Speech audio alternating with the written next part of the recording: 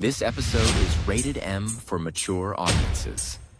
The views and opinions expressed on this show are those of the speaker and do not necessarily reflect those of the PFC Entertainment Network or any of the affiliates that make this show possible.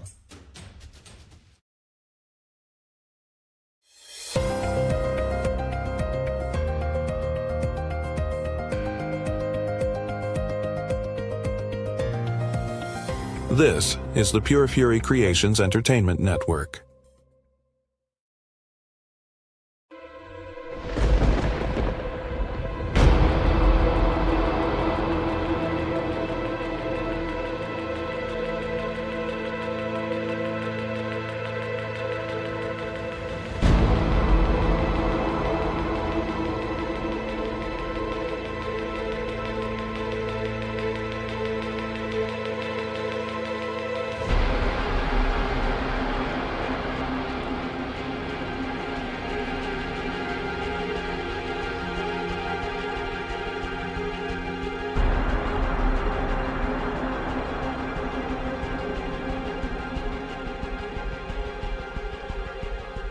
This is Creepy Soup on the PFC Entertainment Network.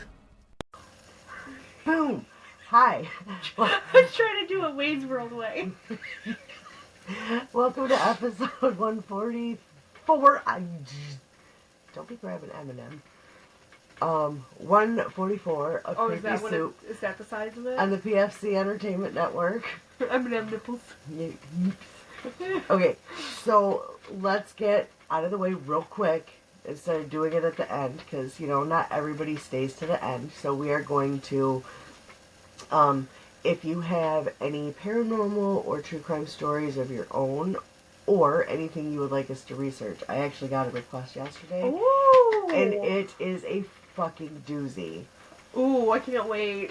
So that will be after your next one. And Oh, it's yay. probably going to take me the full 2 weeks to fucking research that shit, because it is, Oh. it's mind-blowing. I'm excited. This is the first I'm hearing about it.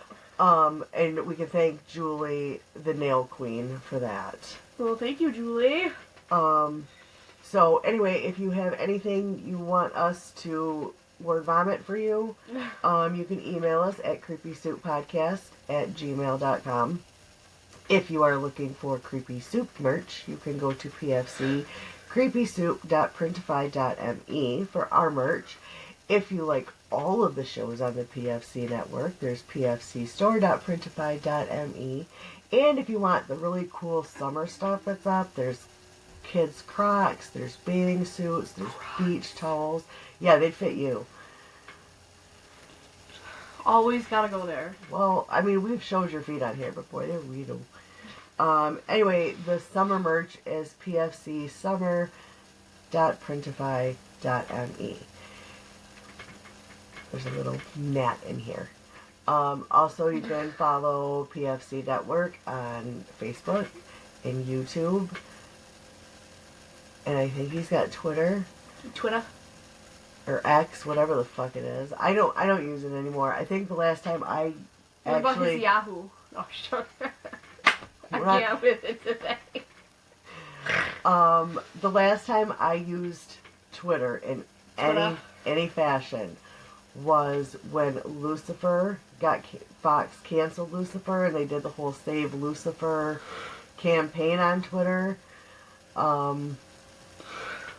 And for a while, it was the #1 trending hashtag on Twitter was Save Lucifer.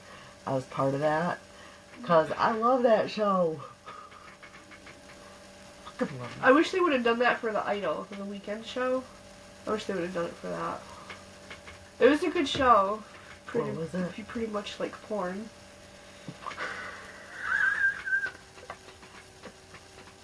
Anyway, so email, shop, follow. We are also on Facebook. I do get notifications that we're getting views and stuff on our Facebook page. But yeah, that's it. I mean, we're up a few followers, so thank you. Yes, thank you. We're up a few followers on YouTube, so thank you for that also. Definitely like, share, and subscribe. Tell your friends, tell your family. Get us out there, guys. I was really, really, really excited about that last episode that we Oh, dropped with with Buddy. We're getting up there. We're getting. Jason did give me the idea to go back in and edit and use some hashtags, which, other than Save Lucifer, I've really never been a hashtag person. But I'm going to start being a hashtag person because we want this everywhere. We do have some cool things in the workses. Workses. In the workses. Words are hard. Words are hard. So we do have some, and once I have a confirmation, or, well, if we have a denial, you'll never know. But if we get a confirmation, there's some exciting shit coming. Which they're not gonna know until we do it, right? No, we're gonna announce it. Oh, we are gonna know. Yeah, we're gonna announce. We're gonna announce so we can sell out. Yeah. Little hint. Little hint, just a nail line. So other than all of that, how are you? I'm good. I'm good. I wanted to get all that out of the way. I usually put that stuff in the show notes, but sometimes it just gets me a pain in the ass. So I wanted to put that out in the beginning instead of the end, or if I fucking remember, because sometimes I forget. Most of the time you remember. I know the last few episodes you forgot to say trauma bond with strangers. Yeah. You Well, forgot. the last time Buddy was on, so we are going to do some trauma bonding today with we found a list to kind of go over. Yeah, I'm trying to think. Oh, you know what? Go in the kitchen and grab that coffee cup you got me real quick. Because I want to show it. I didn't get to show it for the Mother's Day episode because we were just so into getting into the meat and potatoes of it all. She got me a coffee mug for Mother's Day, and I love it.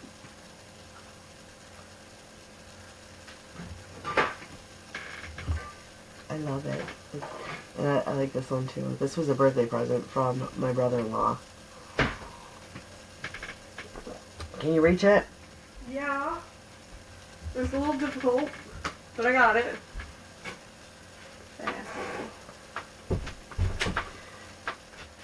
So obviously we're goofy people. We have senses of humors.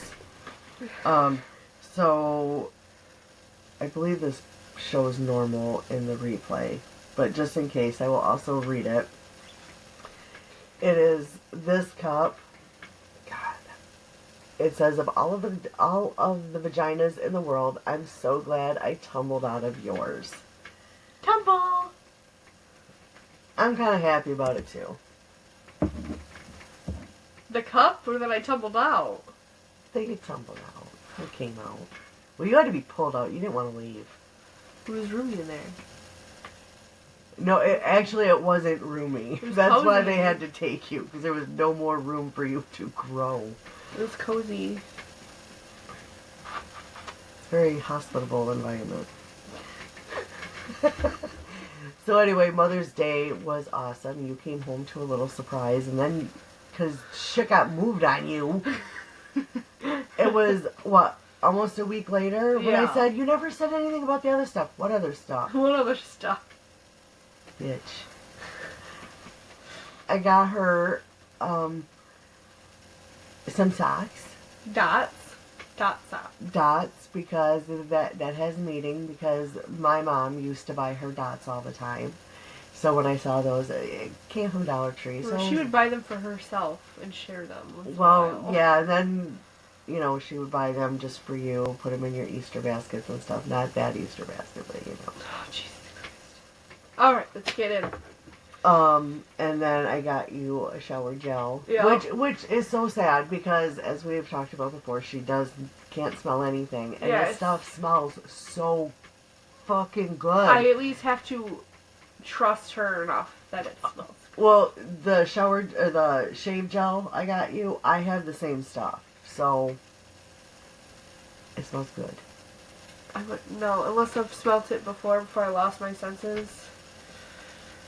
Yeah. Fucking COVID. Yep. All right. Ready? If you had it, I'm surprised you haven't lost your senses. That is literally the only symptom with COVID that I did not get was the loss of taste and smell. Fucking bitch. See, after like I went through the whole process and I ended up getting my sense of taste and smell back. And now, just within the last year, I haven't been able to smell or taste anything. So, if anybody, it's funny, because he's like, here, smell this. I just gotta give him the look, oh shit, yeah, that's right, you can't smell. And even I do it sometimes.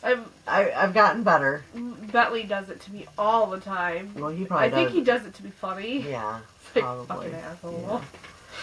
Yeah. Alright, so are you ready to trauma bond? Let's get into this. So this is an article from the Lansing State Journal, and a big contributor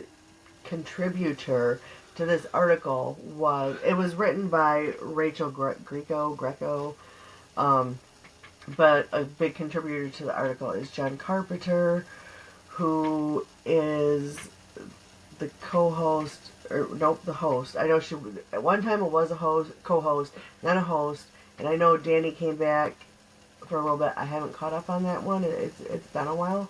But Jen Carpenter, it was so dead, and then she changed the name of her podcast to Violent Ends. Again, I'm not caught up, so I don't know what it is now. But I know when it started, it was all Michigan-based true crimes. Give it a listen. One of my favorite from the first couple episodes is they're talking about, like, at the time of whatever the crime it was, they were talking about people only fornicated for the purpose of procreating. Fornicate? Yeah, fornicate. Since when do you say fornicate? I'm trying to be nice and clean. Bitch, if you don't... They only did They was fucking. They only did it to have babies. And the other one goes, gross. It was just the timing and the way she said it was really funny. I guess you had to listen. I don't know. Anyway, she is a big contributor to this article. And she also owns a true crime bookstore in Lansing. I've been there. I want to go. I've been there. I want to go there. It's, you know what? So here's the thing. I went to the Horror Museum in Michigan, which was great. 2.5 hour drive. I would not do it again. It was good, but not that good. To make that drive again. It's good if you live there. Yeah, if you're much closer and it's not such a long drive. And Lansing's what, like maybe an hour away from us, give or take. It is definitely worth the drive to go there for the bookstore because look, I like books, I like to read. Whenever you have time, which is like never anymore. And then there's a thing of like used books. I believe I gave you one of them. It's like wrapped in like a brown wrapping paper. And so you pick out this book and it's you don't know what you're getting until you open it. And so she's got that. There's keychains, obviously books, mostly books about crimes in Michigan. And then she's got like the gift shop type thing on the other side, which has like spooky squishmallows and things like that. Like really, it is. I can't think of the name of it right now. I can't think. But me and Tall Friend went there.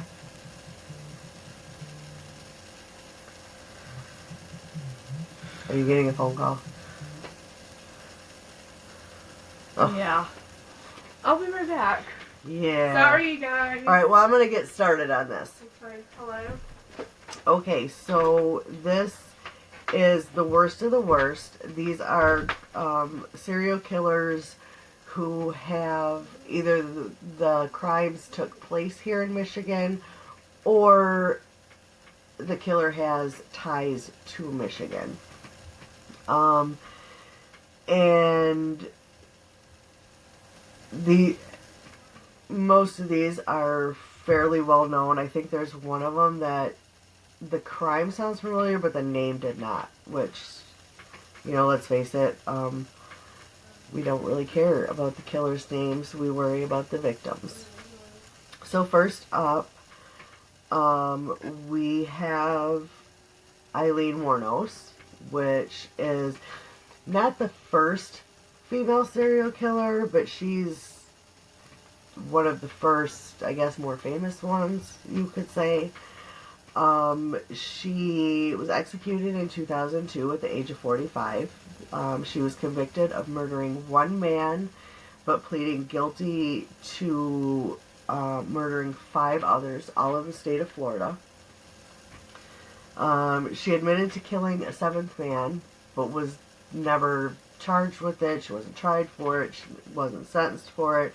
She was already sentenced to death at that point. Justice for the family, yes, obviously, but kind of no point in her being convicted of a 7th. And her tie to Michigan is she was born in Rochester, Michigan. Her mother was 16 years old when she gave birth to Eileen. She never met her father. But her father did kill himself while serving time in prison. It doesn't really say what he went to prison for. I'm sure some research, if we did a whole entire episode, we would dig into that. Eileen was raised by her grandparents, who were abusive. And they kicked her out of the house when she was still a teenager. She was living in a foresty area behind the house. And to support herself, she started doing sex work. Sorry about my creaky futon. It's very creaky. So as time goes on, she travels the country, I imagine, selling herself to get to where she needs to go, and she ends up in Florida. And the men she killed, she met along State's highway while offering services for money. And she killed them between the year 89 and 90. At trial, she claimed that these murders were self-defense, and one of the men that she had killed, Richard Mallory, had previously served more than a decade in prison for sexual assault. And that is according to biography.com. Eileen spent more than a decade on death row, later insisting during the filming of a documentary that it wasn't self-defense, but it was with the intention of robbing the men. And then when she thought the cameras were off, that then changed to Hi Pop.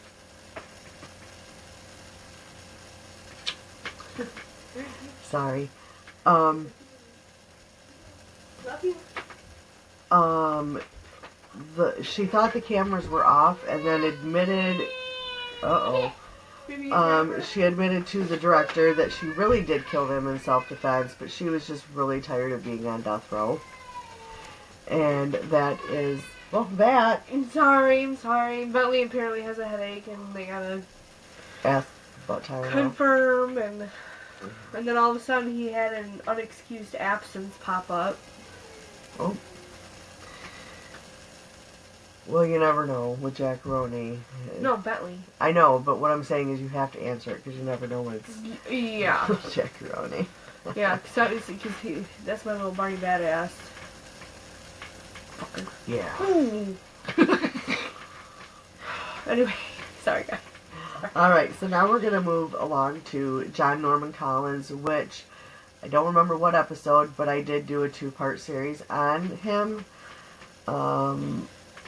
Which, again, I tried to more or less put the spotlight on his victims versus him, because he's trash. Doesn't need the spotlight. Yeah, he's actual fucking trash. And as of this writing, which, let me see when this, I forgot to look, August 17th of 2021. he was still alive. I don't know if he is now because I don't care enough about him to know. But I know there is a quote from a journalist who's trying to get a hold of him to interview him. And there is a quote in here that just makes you want to just punch him right in the suck hole. Fist fuck his face? Mm-hmm. Gotcha. Okay, so John Norman Collins, at the time of this writing, so 4 years ago, he was 74, so now he's probably 78, hopefully dead. We don't know. Serving a life sentence at Ionia Correctional Facility. He was known as the Ypsilanti Ripper or the Co-Ed Killer. Not to be confused with Ed Kemper out in California, who is also known as the Co-Ed Killer. And I will be covering him at some point. Like, remember how we were talking about having... I don't like to use the term favorite killer because they're trash. Yeah, but most like, interesting, and for me, that is Ed Kemper. That is 100% Ed Kemper. Sorry. I hate... in the last 100 years, mine is still and always forever going to be Lizzie Borden. Yeah. Okay, so Collins grew up in Michigan. He killed 7 women between 1967 and 1969, the youngest, I believe, being 13. So I can't really say that as a woman, but some people call him Michigan's version, words are hard, of Ted Bundy, who is also a trash human. And I will never cover him, because he's gotten way too much notoriety. But Collins was first. So technically, shouldn't Ted Bundy be compared to him instead of vice versa? See, but that's what I'm saying. Like, Ted Bundy got all the notoriety. Not that either one of them deserve it. Right. Let me be clear. But he got he got pretty much all the spotlight versus Collins. Yeah. So. But Bundy did spend time in Michigan, so. And like Bundy, he was clean cut. People described him as nice and kind and charming. He majored in elementary education. It says those who didn't know Collins well described him as nice, polite, and respectful. Well, I can think of 7 people who, and their families, who would beg to differ. Yeah. And honestly, his is an interesting story because how he is caught. Is it funny? You know, did he wear women's underwear? No, he was house sitting for a relative, and his last victim had been in the home. And it's been a couple of years. I believe he cut her hair. And there was hair in the basement that did not belong to any of the family that lived there.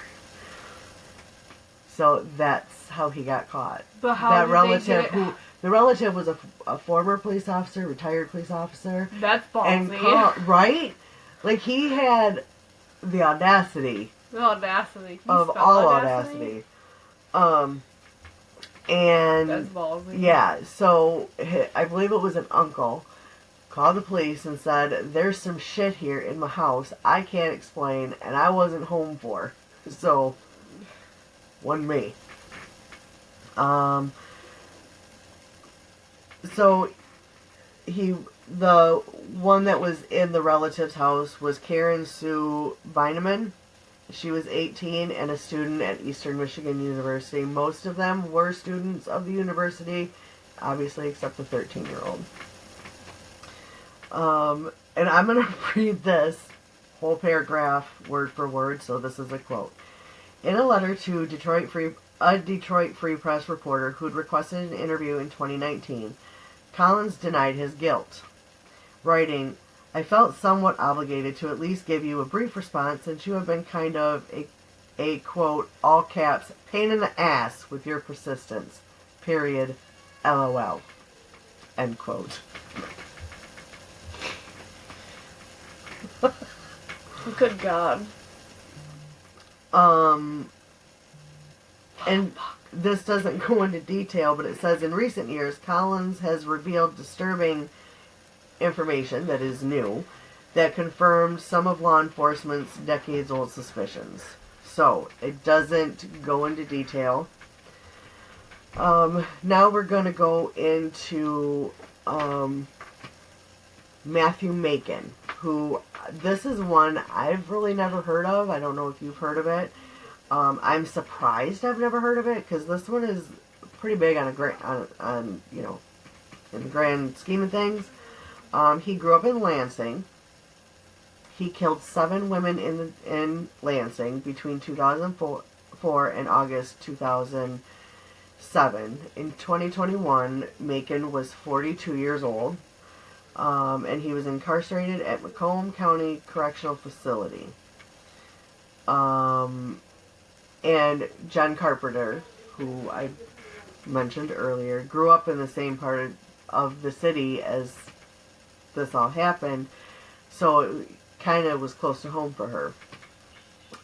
Macon has a very long criminal record, dating back to 2001, and he hadn't been linked to the death of Barbara Jean Tuttle, who was 45. She was bludgeoned to death,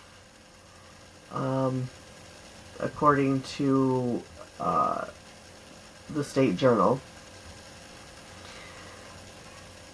He admitted to killing 6 women, including Carolyn Cronenberg, who was 60. She was a professor who was beaten, strangled, and raped, then found in a Lansing Community College classroom in 2005. I don't know who was the unfortunate person that found her, but that had to be traumatic as fuck. But he admits all this after being arrested in 2007. Wait, point, Jane. Bye, blockhead. Give me the kisses. Just 1 second. Give me the kisses. Bye, baby. Bye-bye. Okay. Close the door. Close the door.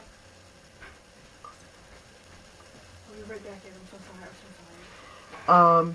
So initially, Claude McCullum was a Lansing Community College student, was charged and convicted for the crime of Carolyn Cronenberg, and was later exonerated once Macon confessed to that. He also confessed to killing 6 women during an 8-hour... Jesus. I'm sorry if you can hear the vibrating of her phone. She left it in here. During an 8-hour interview with police, he admitted to killing 6 women. John Carpenter apparently has done an episode on him for her podcast, now called Violent Ends, as I said earlier. She had requested the records and watched all the footage. And she says, this is a quote, "It was detailed. What he used, how he did it, why he did it, if there was a why." And his why is, quote, "I get pleasure off pain, ... theirs." That's gross. Piece of poop. But he says he's never heard him... Actually, this is a quote. I'm going to read it exactly like it, and this is not my verbiage. This is his. "No, I ain't never hurt myself. I just like to see fear in people's face." In 2008, he was convicted of killing 2 women and assaulting another. And then we have Don Miller. Don fucking Miller. Again, this is a name I wasn't familiar with, but the crime itself, I've heard of. He murdered 4 women and assaulted a 14-year-old girl and her brother. Maybe I have heard of this. You just said that you did. You Yeah. just don't recognize his name. I You wanna- just remember his crime. I want to say this was covered on an episode. I don't know. I didn't cover it. So East Lansing serial killer Don Miller. At the time of this article, he was 66, so now he's probably 70, 71-ish. And he is a prisoner at G. Robert Cotton Correctional Facility in Jackson, which I never knew that was the name. I found out while reading this article. I just thought it was the Jackson prison. I thought that's what it was called too, because I think it's the only prison in Jackson. So you would think it would be called just Jackson Prison. I don't know, but yeah. I miss her already. That's news to me. So Miller was a graduate of East Lansing High School, and he killed 4 women between January 1977 and August 1978. His first victim was Martha Sue Young, who he had been engaged to, and she disappeared shortly after breaking off said engagement. Shocker. Yeah. He killed the others, Marita Choquette, a 27-year-old editorial assistant at WKAR TV, 21-year-old Wendy Bush, and Christine Stewart, 30, in the 18 months after Martha Sue disappeared. Oh, they never found her? Or at that time? At that time, she was still missing. Gotcha. Miller also raped 14-year-old Lisa Gilbert and attempted to kill her and her brother in the family's Delta Township home. I think I listened to this on her podcast. An indictment against Miller in Ingham County on second-degree murder charges and the deaths of 2 of his victims never made it to trial. He pleaded guilty to 2 counts of manslaughter in exchange for leading police to Young's and Stewart's bodies. And he later revealed the death of, or the details of I know I said her name already. Choquette and Bush's death.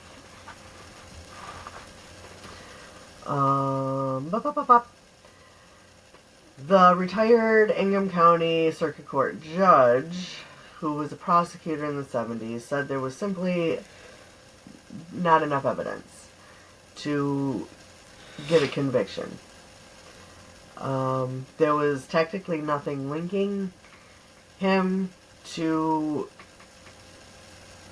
at that point, the only body they found was Choquette, who I think her first name was Marita.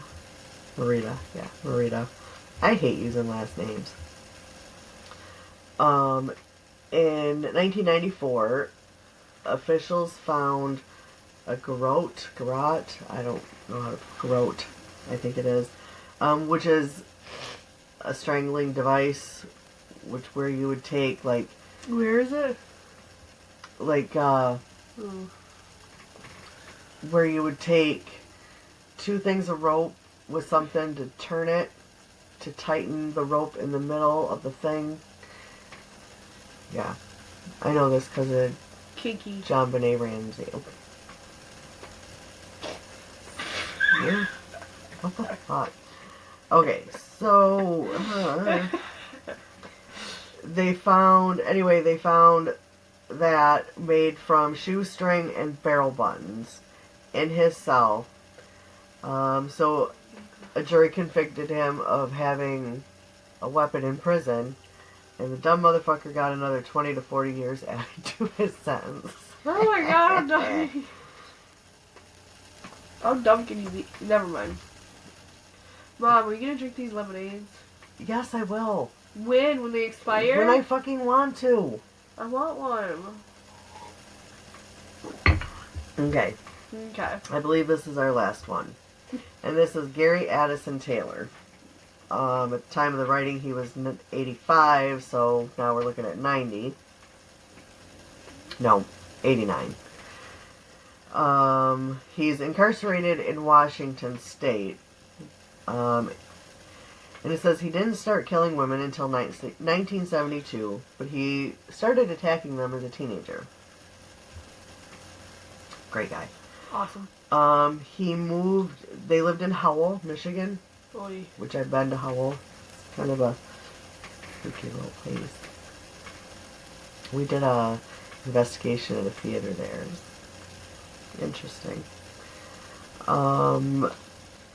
But he moved from Howell to Florida after he was born, where he committed the, quote, bus stop phantom attacks, where he just bludgeoned like a dozen women at bus stops.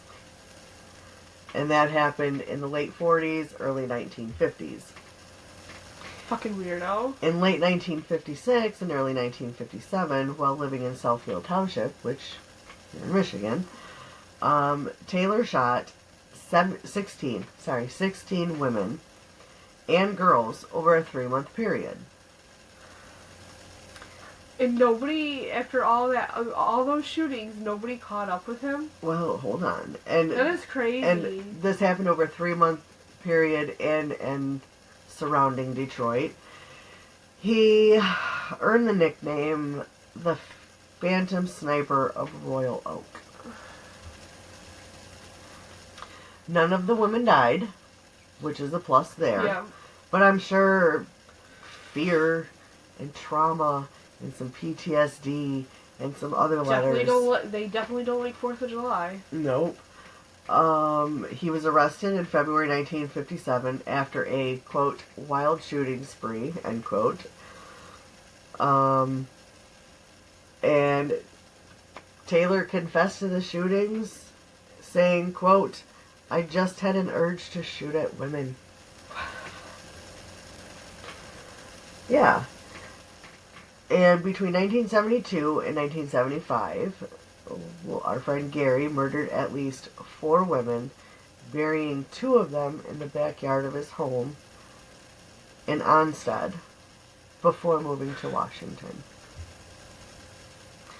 After he was arrested in Texas for sexual assault in May of 1975, Taylor confessed to killing 4 women in 3 states. Apparently, at one point, some of Bundy's victims were blamed on Taylor. And police believed that Gary Taylor killed approximately 20 women. Jen Carpenter says, quote, he hated women. That was his motive. It's what he told police. So is he End secretly quote. gay? My guess is maybe not great female role models in his life growing up. Maybe he had an abusive, toxic mother. Maybe his grandma was a sea muffin. Yeah.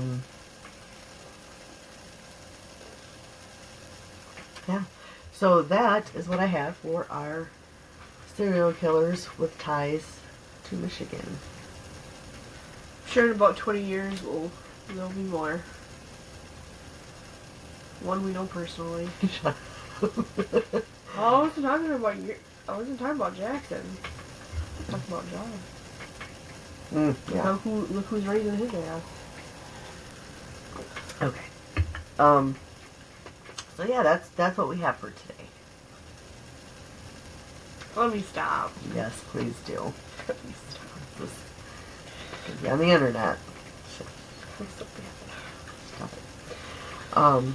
Yeah, so that is our lovely little topic for today. We're wrapped up in a bow and Don't worry, we're gonna have another episode to spit at you later. yes. So yeah, that's I gotta go to work now.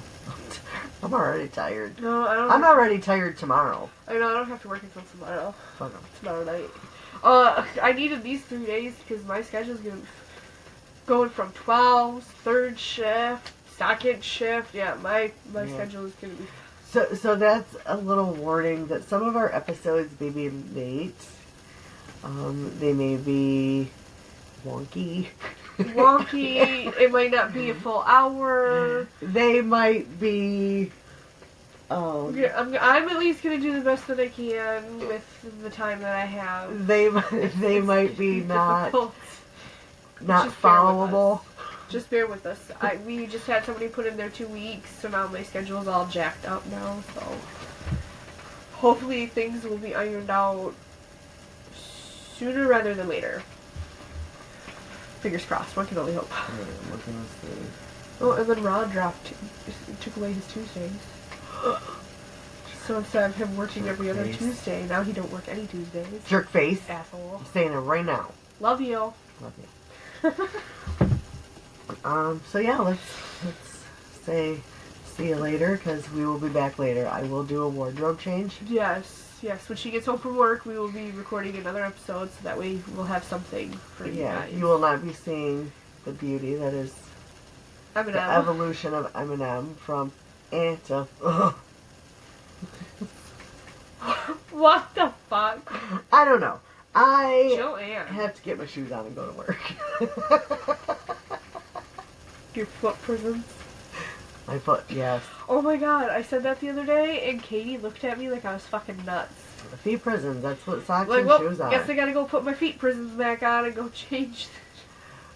Well, okay, because... She's like, feet prisons? What? That's what my mom calls shoes. Yes. So And now it's rubbed off on me. So yeah, that's because in the summer, flip-flops or barefoot. I have a numb foot, and I hate anything on that foot. So when Monday rolls around and I have to put socks on to go to work, they're my feet prisons. Yeah. Yep. But alright. She's gotta go to work. Yep, I gotta go to work, and I get to deal with hoisting and... So, have a great day, and we will be back later on. You won't know it's later on, but we'll be back later on. Oh. Bye. Bye.